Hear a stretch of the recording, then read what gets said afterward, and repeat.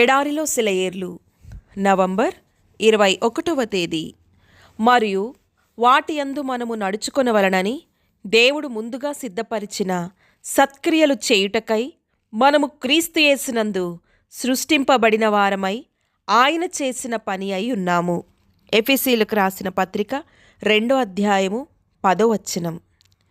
Brooklyn వంతెన నిర్మించిన engineer కథను మీరు జ్ఞాపకం చేసుకోండి. దీన్ని నిర్మించే సమయంలో అతను గాయపడ్డాడు. కొన్ని నెలల పాటు అతను తన గదికే పరిమితమయ్యాడు. మంచి తలాంతులు కలిగిన అతని భార్య తన కష్టాలను పంచుకుంది.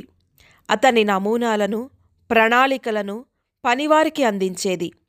చివరికి ఆ వంతెన నిర్మాణం పూర్తయింది. అప్పుడు వికలాంగుడైన ఆ వాస్తుశిల్పి దాన్ని చూడాలి అనుకున్నాడు.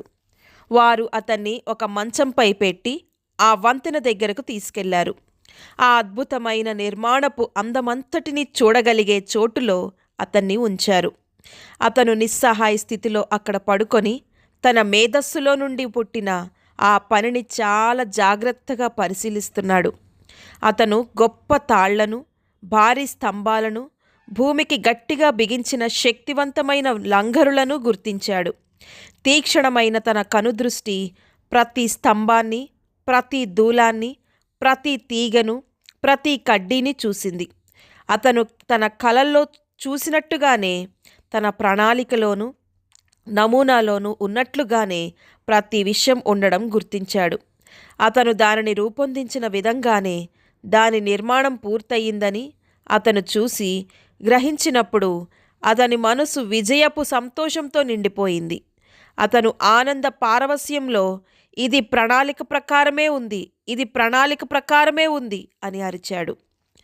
ఒకరోజు మనం మహిమలో నిలబడి ఆయన ముఖంలోనికి చూస్తూ, ఓ దేవా, నువ్వు నన్ను నా ఉద్దేశపూర్వక దుర్మార్గపు మార్గం నుండి నీ ప్రేమగల పరిపూర్ణమైన మార్గంలోనికి నడిపించినందుకు నీకు వందనాలు.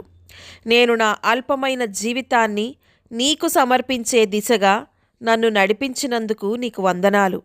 నేను నా దైనందిన జీవితంలో పరిచర్య యొక్క సాధారణ మార్గంలో నడుస్తుండగా నా జీవితం పట్ల ఉన్నతమైన నీ ఉద్దేశాలనే బంగారు దారాలను ఒకదాని తర్వాత మరొకటి సమకూర్చుకోవడానికి అనుమతించినందుకు నీకు వందనాలు.